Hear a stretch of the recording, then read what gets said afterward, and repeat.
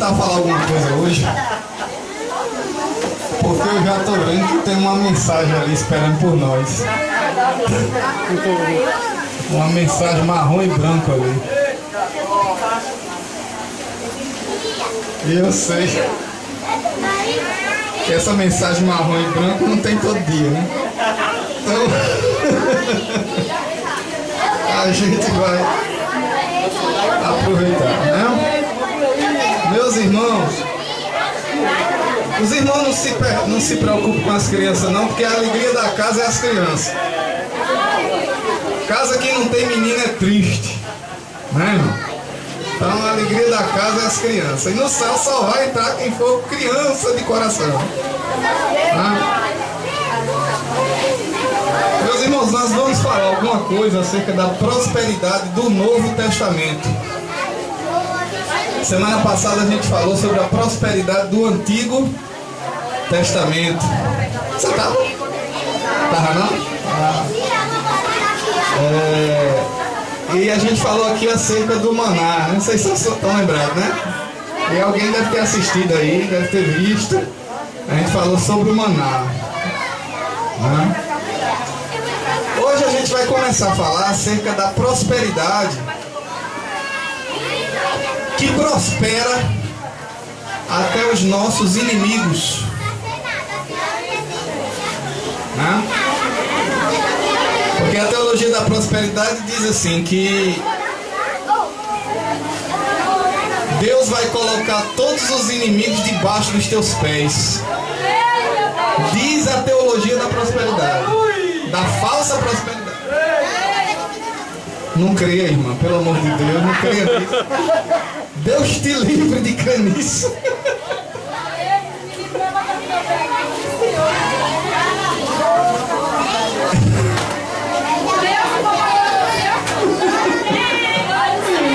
Deus não quer colocar teus inimigos debaixo dos teus pés.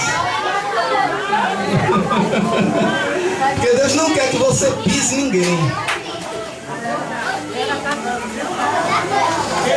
A prosperidade que Deus quer é aquela que Ele vai usar para fazer prosperar o teu inimigo. Você vai abençoá-lo. Aleluia.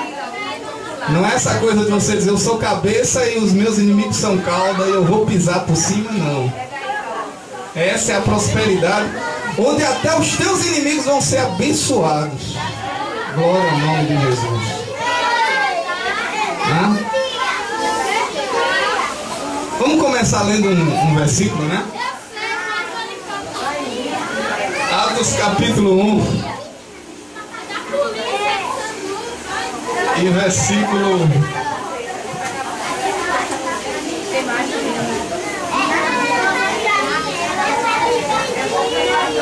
Atos capítulo 1 e versículo 8.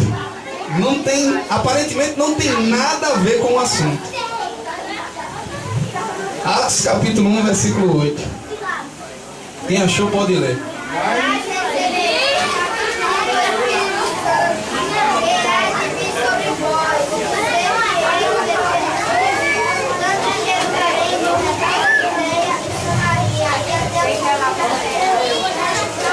Quem disse isso aí foi Jesus, né?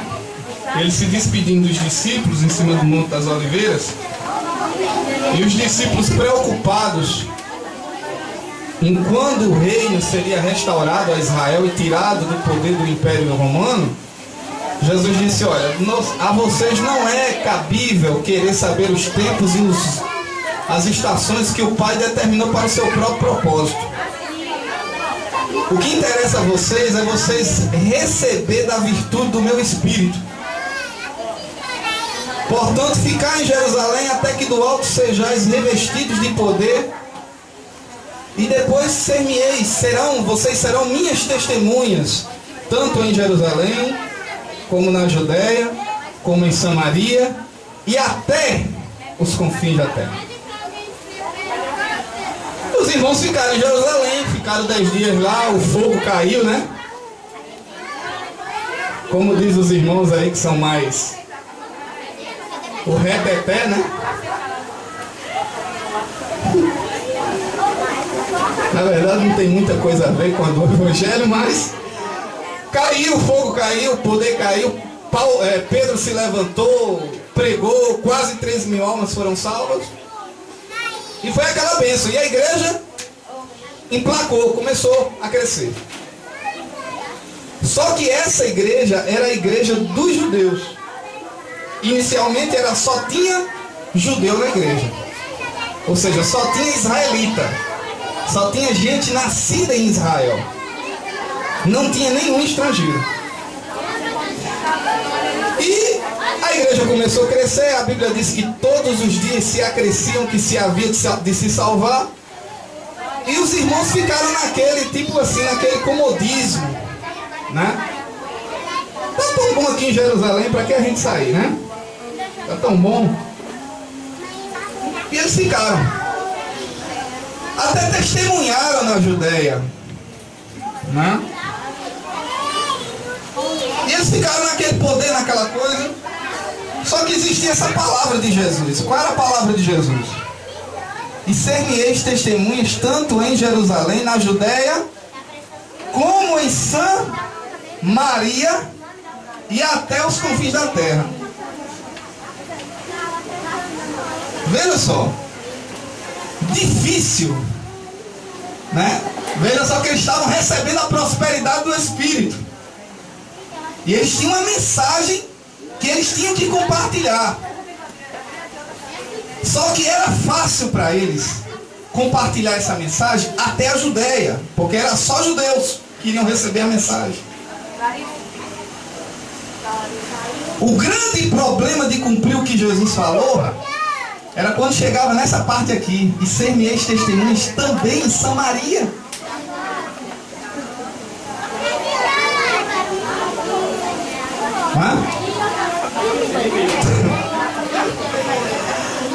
Existia uma rixa histórica entre judeus e samaritanos. Desde a época em que o rei da Síria levou as 10 tribos do norte, né, as tribos de Israel do norte, e ele trouxe para morar no lugar onde existia Samaria pessoas de todas as nações que tinham diferentes culturas. E ali, aqueles que ficaram ali se casaram com os israelitas que eram restantes ainda na terra de Samaria, e criou-se um povo misto. Então, quando os judeus voltaram da Babilônia, anos mais tarde, eles encontraram um povo misto na terra de Samaria e eles ao sul. Além de que os samaritanos foram inimigos ferrenhos dos judeus na construção do templo. Foram eles que mais quiseram atrapalhar. Então a rixa era de décadas e de séculos. E agora vem Jesus e diz: vocês não vão ficar com essa mensagem guardada para vocês. Eu não dei esse poder para vocês, essa prosperidade para vocês guardar ela somente entre os amigos de vocês. Vocês têm que pegar essa prosperidade e levar até Samaria. Aleluia. Mas cadê a igreja querer ir?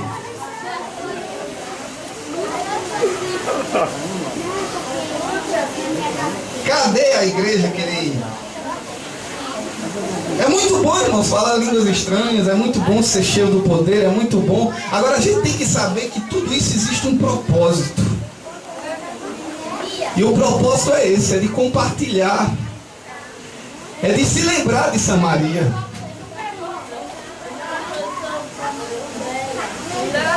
Aí eles não quiseram ir, né? Não quiseram ir por bem, né? Como disse. Aí veja só o que foi que Jesus usou. Eles não querem levar a mensagem para Samaria e tal. Veja só o que Jesus usou para poder eles saírem da Judeia. Atos capítulo 8, veja aí.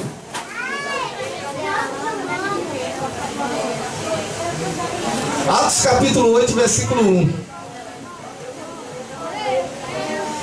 Ai meu Deus, eu queria que hoje Deus fizesse como fez naquela época lá de Ezequias, né, do relógio de Acais, que voltasse 10 graus.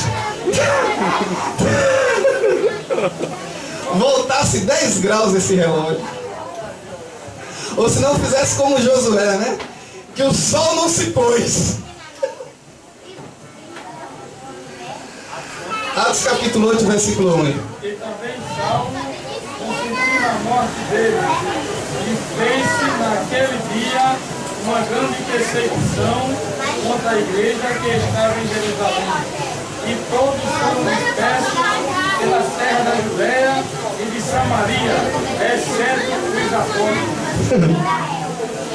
Vocês entenderam o que vocês leram? A igreja estava toda concentrada em Jerusalém, toda fechada na Judéia, a mensagem do evangelho estava trancada. Aí de repente Deus disse: eu vou resolver a situação. Aí começou a usar Saulo, que era o próprio Paulo. Saulo todo desconvertido, todo... Eu vou usar Saulo de duas formas. Vou primeiro usar ele como vaso de desonra. Aí Saulo começou a perseguir os crentes. A Bíblia diz que os crentes foram dispersos pela terra da Judéia e da Samaria.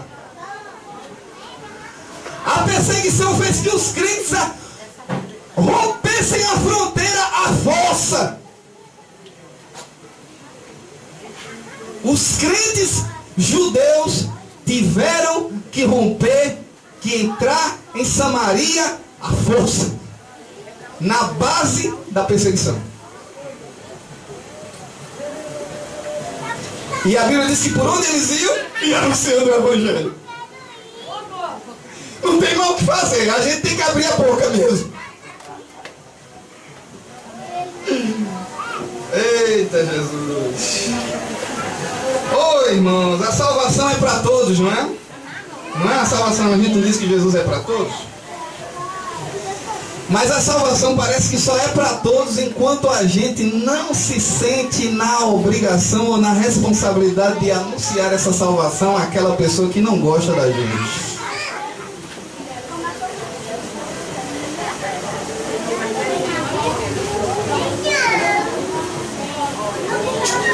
Eu fico pensando naquelas mulheres que tiveram seus maridos, saíram de casa e foram morar com aquela mulher samaritana. E elas ficaram com o coração angustiado, claro. Perderam seus maridos para a mulher samaritana. Desejaram, na sua vingança, o mal da samaritana. Aí de repente Jesus se encontra com ela.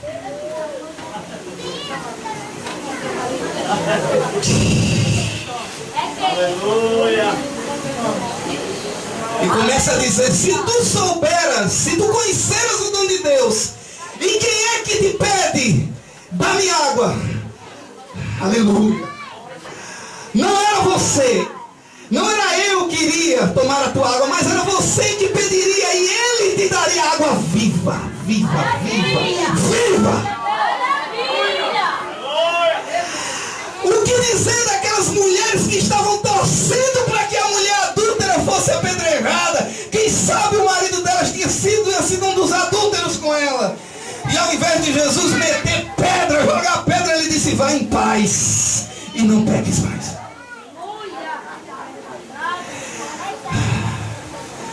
Aleluia. Coisa boa, Jesus. Aleluia! Você está disposto a aceitar o que Jesus pode fazer por aquela pessoa que te fez tanto mal? Ah, irmãos, eu quero Jesus porque eu quero conversar com Jesus e quero que Jesus fique do meu lado. Não, Jesus não vai ficar do seu lado. Ele vai fazer o melhor bem que ele pode fazer por você é salvar seu inimigo. Glória ao nome de Jesus. É o melhor bem que ele pode fazer por você. É o maior bem. Porque se ele salvar seu inimigo, ele não vai lhe perturbar mais. Ele não vai lhe perturbar mais.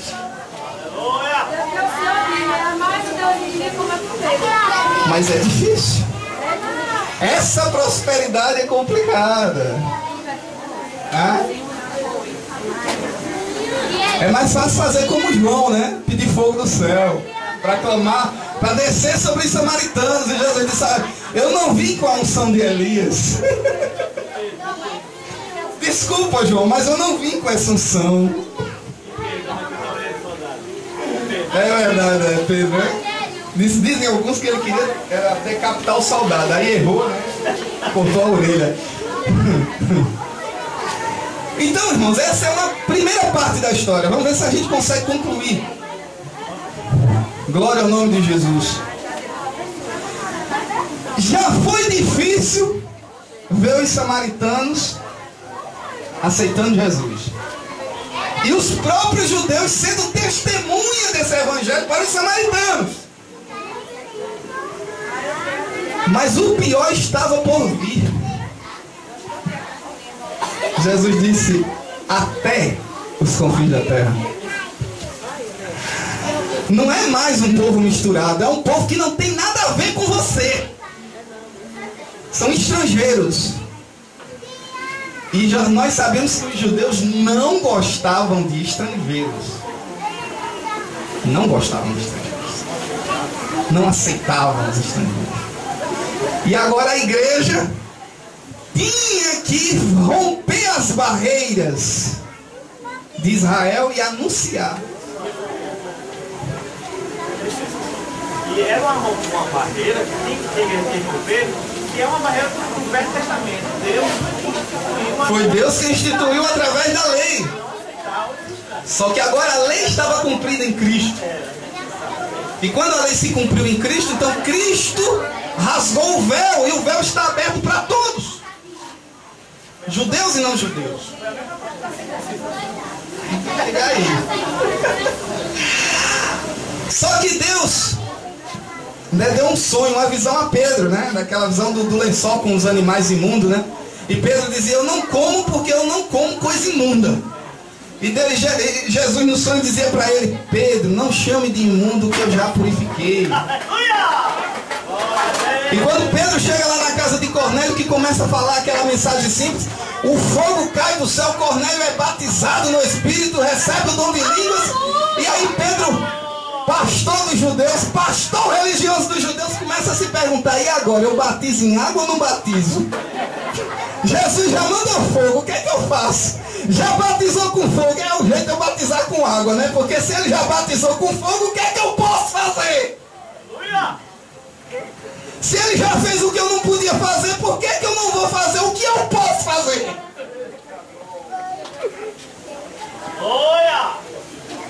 Eita Jesus! Que evangelho é diferente de religião, gente. É muito diferente, é muito diferente. Só que agora os crentes gentios, né? Os judeus, os gentios começaram a se converter. E aí, existia uma ala mais conservadora, né, dos judeus, né? Principalmente a parte dos fariseus que haviam crido em Jesus, mas ainda estava uma pedra bruta, né? Não tinha entendido o sentido do evangelho. Aí chegava nos gentios e dizia: olha, porque vocês sabem que judeus não comem com gentios na mesma mesa, né? Os judeus não comem com estrangeiros na mesma mesa. E agora eles começaram a dizer: olha, para a gente sentar na mesma mesa, ou seja, como se dissesse assim, para a gente, tudo bem, vocês creem em Jesus, mas para a gente aceitar vocês como irmãos, vocês têm que se circuncidar. Está lá em Atos capítulo 15, versículo 1. Os irmãos não leram por causa do... Leiam depois por causa do tempo. Eu vou explicar rapidamente aqui, só por alto, o que é circuncisão. Muita gente vê essa palavra na Bíblia e não sabe o que é. A circuncisão, hoje, ela é feita só de modo cirúrgico quando é necessário. Quando o bebê nasce com aquele problema que a gente conhece de fimose, aí os médicos fazem, né? Retiram o excesso de pele. Os judeus faziam isso, todos os machos, ao 8º dia, o bebezinho com 8 dias de nascido era levado para o templo E ou o sacerdote ou o chefe de família fazia a circuncisão na criança. Então todos os machos judeus não tinham o prepúcio, que é essa pele do genital masculino. Então toda vez que você lê prepúcio ou circuncisão, você já sabe o que é. Só que isso era uma tradição judaica, uma tradição dos judeus. Para eles isso tinha um significado grande, porque era a aliança que Deus havia feito com Abraão. Então eles acreditavam que ao fazer a circuncisão, eles eram filhos de Abraão na fé, na mesma fé que Abraão creu em Deus.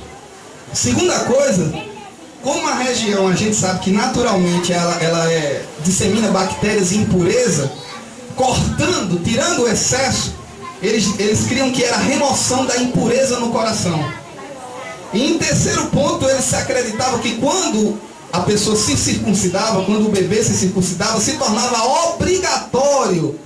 Era um voto de consagração que ele tinha que cumprir a lei de Moisés. Entendeu? Só que isso era judeus.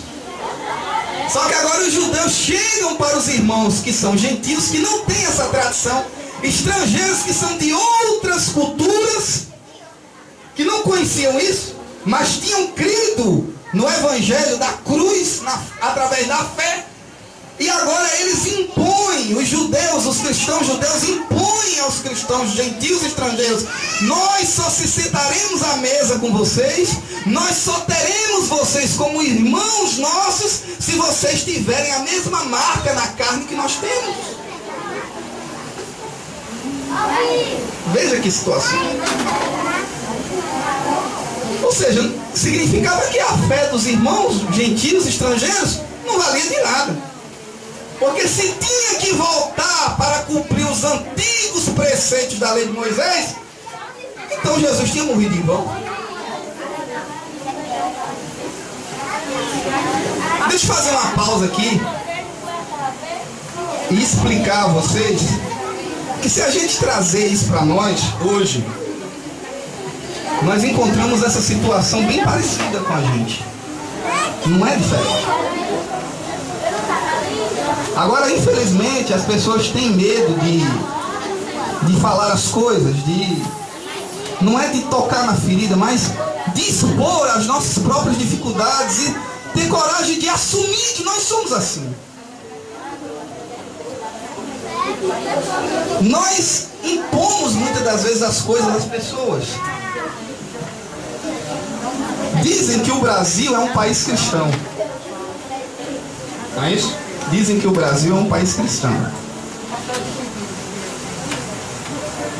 Nesse país cristão existe, de um lado, católicos, e do outro lado existe evangélicos.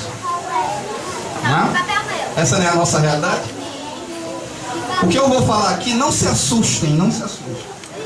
Eu não estou falando que vocês aqui vão ter que abdicar de tudo que vocês creem, não estou falando isso.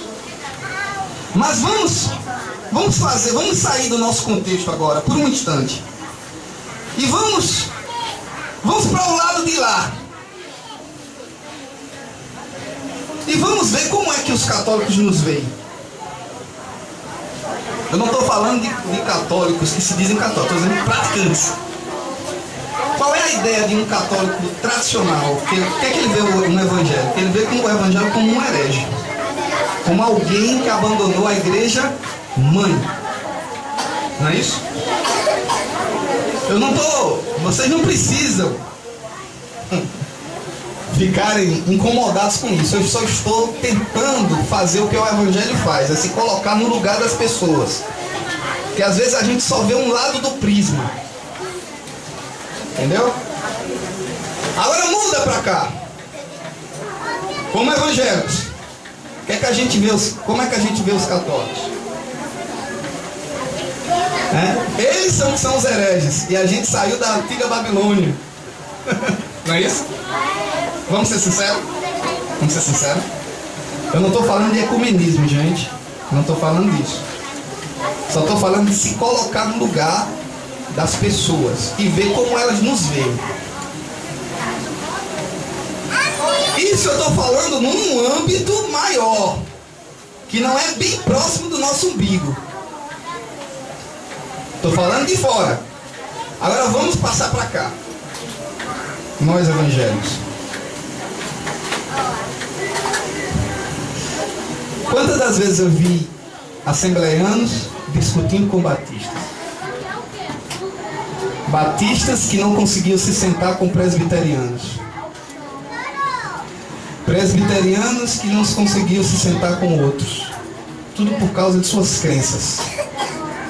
Não conseguem conversar como pessoas normais. E dizem, e todos são igreja. Mas parece que um trata o outro assim: você só é meu irmão se você fizer isso.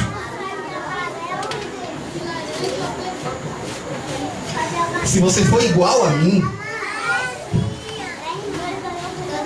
tudo bem, você crê em Jesus, mas você só é meu irmão se você for assim.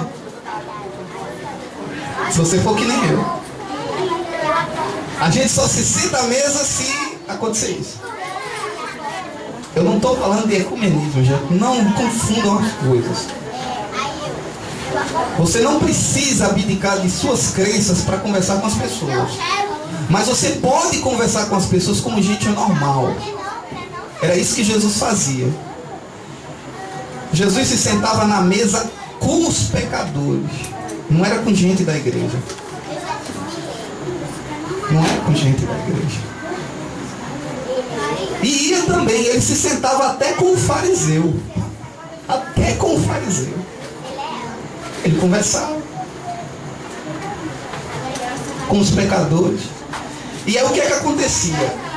Os pecadores, ao ver as atitudes de Jesus, não era que Jesus chegava lá e dizia: mas você tem que fazer isso, não sei o que, se você não é uma coisa, vai pro inferno, vai fazer. Não. As atitudes de Jesus, por si só, faziam com que os pecadores olhassem para Jesus, olhavam para os religiosos e diziam: eu fico com Jesus. Eu fico com Jesus. Eu fico com Jesus.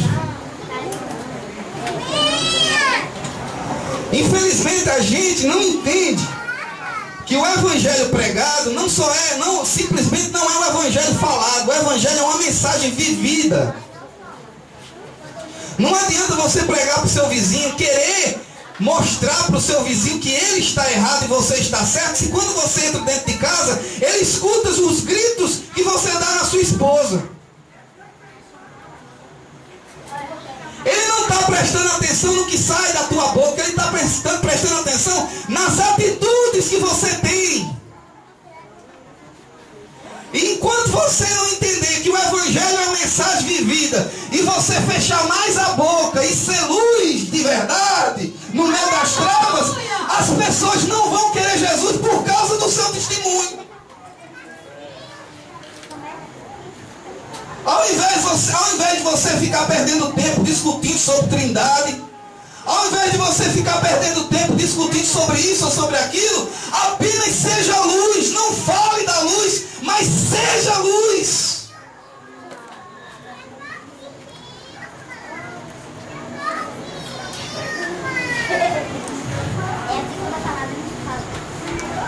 Ah, meu Deus. Essa palavra não é tão gostosa como aquele bolo ali, não, gente. Porque essa palavra tira o nosso orgulho, desmonta a gente. Rapaz, eu vou ter que sentar com aquele cara que não é judeu. Pode ler, meu irmão. Quando Jesus quebra toda essa questão de diferença. Porque em Jesus Cristo nem a circuncisão, nem a incircuncisão tem virtude alguma, mas sim a fé que opera por amor. Vocês entenderam? Agora veja só. Veja só. Tá esse povo, gentios de um lado, estrangeiros de um lado, judeus de outro. Todos da igreja.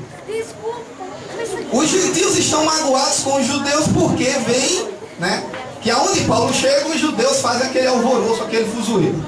Então os gentios já tem aquela coisa, o irmão é crente, mas é judeu. O gentil também estava com aquela coisa no coração. O irmão é crente, mas é judeu. E o judeu de lá olhava e dizia, aceitou Jesus, mas é gentil, é estrangeiro. E agora, como é que faz para unir esse povo? Como é que faz para unir esse povo? Vamos ver como é que Deus faz para unir esse povo? Atos capítulo 11.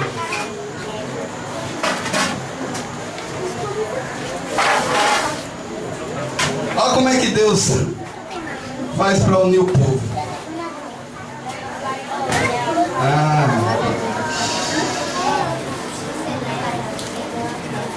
Atos capítulo 11, versículo 28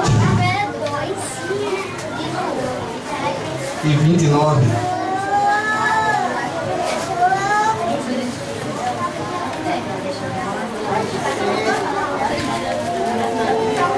Atos capítulo 11, versículo 28 e 29. Quem achou para ler?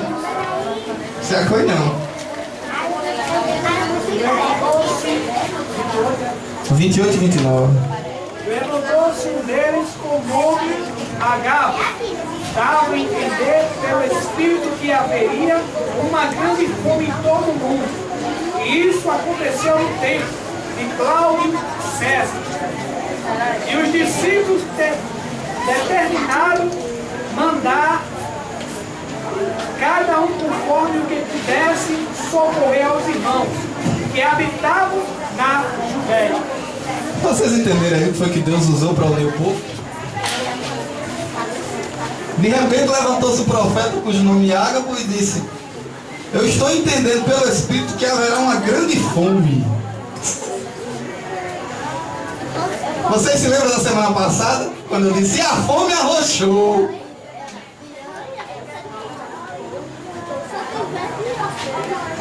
O homem não podia fazer, ministério não podia fazer, convenção não podia fazer, denominação não podia fazer.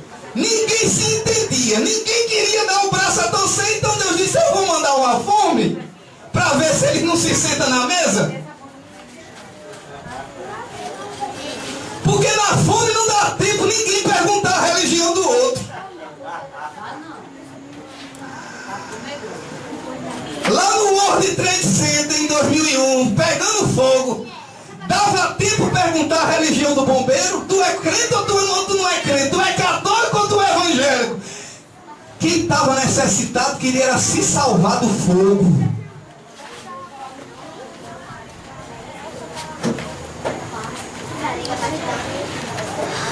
Irmãos, o grande problema no mundo não são as crises financeiras. Não, meus irmãos. O pessoal fica preocupado. Eu vejo alguns metidos a intelectuais, e eu digo metidos a intelectuais, preocupados com a crise financeira. Aí você pergunta aquelas pessoas que ganham muito dinheiro. Eu estou falando de muito dinheiro, gente. É gente que ganha na ordem de bilhões, milhões. Aí você chega para um camarada desse: rapaz, e aí, tu vai deixar de andar no teu iate com essa crise? Tu vai deixar de fazer a festa de Réveillon aí com essa crise? Eu disse: não, eu vou deixar apenas de ganhar um pouco mais de dinheiro, mas para mim não muda muita coisa não, eu vou continuar ganhando dinheiro. Aí você faz uma viagem, vai lá na África e vê crianças com as costelas de fora e com um pires na mão. E aí você vai falar: e aí, a crise financeira afetou alguma coisa em vocês? Eu vou perguntar: o que crise? Eu quero é comer. Quando passar a crise, o rico vai continuar ganhando dinheiro e o coitado do africano que está com as costelas de fora vai continuar passando fome, gente. Se não morrer, porque o problema do mundo não é a crise financeira, não é a fome, gente. O grande problema do mundo é a crise de amor. É a falta de compaixão que quebra as barreiras. Porque quem é rico vai continuar ganhando dinheiro e quem é pobre vai continuar na miséria. Agora Agora a crise de amor é quem faz com que a desigualdade continue no mundo. É a crise de amor. É por isso que Jesus disse: um certo homem descia de Jerusalém para Jericó, e no caminho ele foi apanhado por salteadores, que deram nele, roubaram ele e deixaram ele quase morto na beira da estrada. E de repente vinha um sacerdote. O camarada era o pastor da religião. Era o camarada que toda vez que um pecador chegava lá, ele pegava a oferta, já colocava no altar e fazia a espécie, o tipo de Cristo. Ele era o mediador na antiga lei. Ele se colocava entre Deus e os homens. Mas ele fazia aquilo sem compaixão. No altar, meu Deus, será que eu falo isso? No altar, ele tinha todos os trejeitos da religião. Ele havia aprendido pela prática a ter um olhar de compadecido pelo pecador. Mas chegou um momento em que o sacerdote estava sozinho. Estava Deus no céu, aquele que se apresenta no Santo dos Santos em cima da arca. Estava o coitado do judeu ali que nem um cadáver no chão. E agora chegou a hora, quando não estava dentro do templo, quando não estava dentro dos rituais da lei, quando só estava Deus e o coitado caído.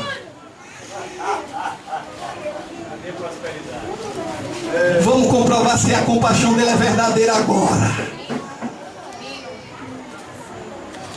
A Bíblia diz que a primeira coisa que ele se lembrou foi dizer: rapaz, a lei diz que eu não posso tocar em cadáver. Eu acho que aquele homem está morto, eu vou é por aqui.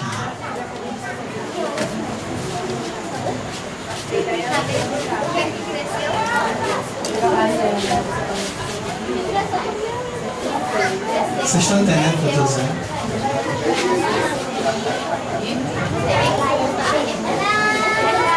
Infelizmente eu não posso falar isso em todos os lugares, porque se eu falar isso aqui, as pessoas vão me massacrar,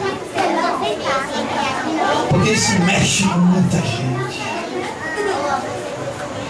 Mas eu digo a vocês, isso aqui não vem de mim.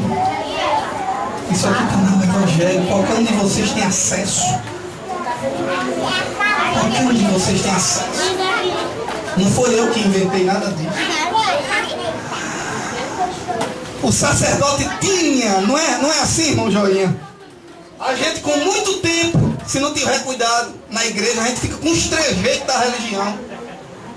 A gente sabe levantar a mão, sabe fazer os trejeitos. Quando alguém coisa lá, o camarada dá uma cara de compadecido. Mas chega esse momento, gente, que só tá a gente, Deus e o rapaz lá que precisa de ajuda. E agora?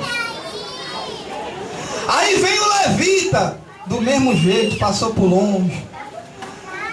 Aí vinha um judeu, né? Era um judeu que vinha depois? Era um samaritano. Aquele camarada lá, que tinha a vida toda misturada, o culto todo misturado lá. Que o judeu queria ver o diabo, mas não queria ver o samaritano. A Bíblia diz que quando o samaritano olhou, ele não fez como o sacerdote. Ele não sabia da lei. Perguntasse a lei para ele, o que é a lei? Perguntasse de Bíblia para ele, o que é Bíblia? O que é a igreja evangélica? Eu não entendo, eu não sei. Mas a Bíblia diz que quando ele olhou para o rapaz caído, a Bíblia diz que ele teve o sentimento de Deus. Moveu-se de íntima compaixão. Ele sentiu o que Deus sente quando olha para o pecador. Oh, glória ao nome de Jesus. É Jesus dizendo para você: não adianta, meu filho, você ser da lei. Não adianta você saber todos os rituais de cor salteado. criado. Não é isso que você... Não são as crenças religiosas que vai dizer que você é do Evangelho. São as atitudes que saem do coração. Se o samaritano que nunca pisou numa igreja evangélica tiver atitudes do Evangelho, ele é do Evangelho. E você que está há muito tempo na igreja não é do Evangelho. Olha aí o negócio. Aleluia! São as atitudes, gente. Não é o camarada ter uma carteira de membro e achar que está tudo resolvido. Não é o camarada ser presbítero com todo respeito aos presbíteros. Não é o camarada ser evangelista com todo respeito aos evangelistas. Não é o camarada ser um pastor com todo respeito, que isso vai dizer que ele é do Evangelho. Mas são as atitudes quando ele estiver sozinho. É Deus e o necessitado, meus irmãos. Aleluia! Isso é que vai fazer a diferença. É verdade. Aleluia! É essa crise da fome que vai dizer quem é quem. Oh, meu Deus. O interessante, irmãos, que para cortar a história, a fome chegou e sabe quem foi que começou a ajudar? Os judeus nunca acharam que ia precisar dos gentios. Irmãos, a fome era tão grande na Judéia que dizia que o pessoal comia sola de sapato, couro de escudo, e aqueles que não tinham o privilégio de comer sola de sapato, sabe o que era que comia? Feno podre. Joséfo disse que até uma mulher cozinhou seu próprio filho e comeu, da fome que era tão grande na Judéia. Aí Deus levanta os irmãos pobres, não eram ricos, os irmãos pobres da Macedônia, Olha aí. quilômetros e quilômetros distante de Jerusalém. Deus levanta os irmãos da comunidade São Rafael, os irmãos pobres, para ajudar os judeus. Glória ao nome de Jesus. Manda a glória pra cima. E Paulo disse: olha, irmãos de Corinto, porque Corinto era a igreja rica. Corinto ficava como se fosse São Paulo, no Sudeste. Era uma igreja rica. E na Macedônia, que eram os irmãos de Filipos, dos filipenses, os irmãos de Tessalônica, dos tessalonicenses, os irmãos da Bereia, ficavam no Nordeste, como a gente é aqui. Glória ao nome de Jesus. E Paulo disse: olha, meus irmãos da igreja rica do Sudeste, de Corinto, os macedônios fizeram da sua pobreza riqueza. Eu até tentei dizer para eles: não, vocês são pobres, mas eles com muito rogos, com muito pedido, com lágrimas, disseram: a gente quer participar, a gente quer repartir, a gente quer compartilhar a nossa prosperidade. O negócio tá bom. Tem pra casa. Eita Jesus, glória ao nome de Jesus. Porque, irmãos, os pobres são sempre os primeiros a sentir a necessidade dos outros. É verdade. Por quê, hein? E Paulo ainda disse assim: eles primeiro se deram ao Senhor e depois se deram a nós.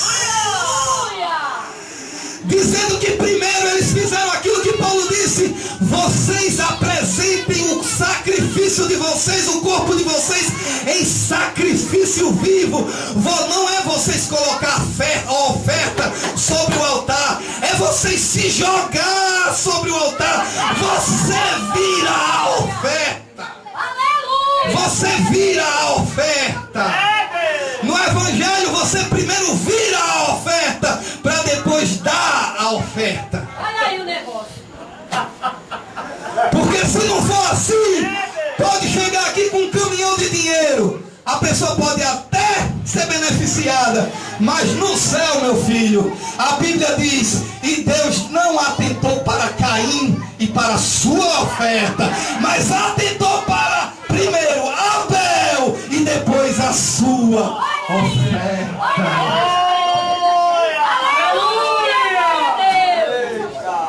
Vocês têm coragem de começar a pregar que mais importante na igreja é o ofertante? Olha aí.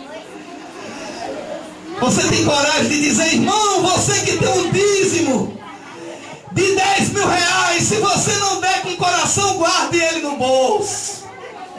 Você tem coragem de dizer isso? Meu Deus, eu vou terminar. Não, deixa vocês comer o bolo. Deus lhes abençoe.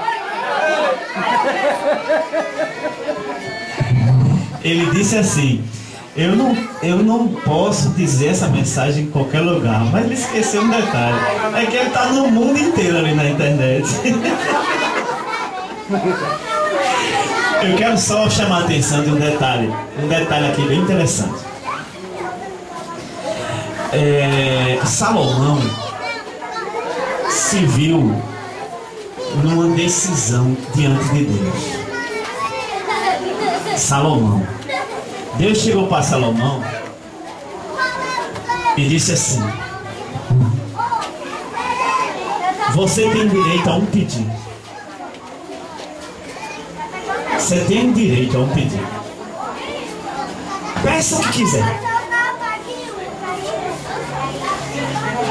Se alguém chegasse para você,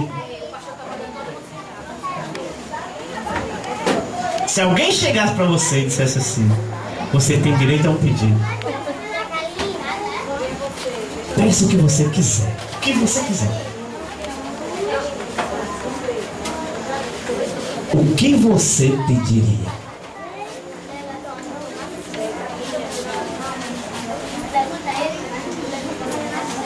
E o resto Deus vai dizer quem você é.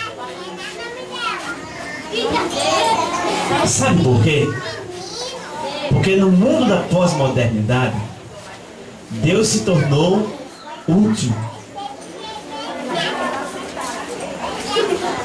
e não essencial.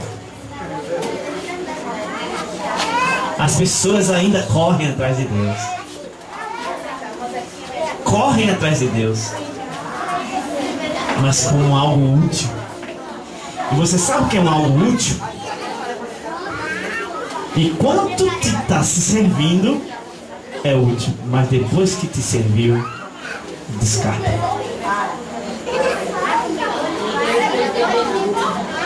Isso é a visão da prosperidade do Novo Testamento. Que Deus abençoe. Deus abençoe a todos. Irmão Edson, Deus te abençoe. Faça prosperar em tudo, em nome de Jesus.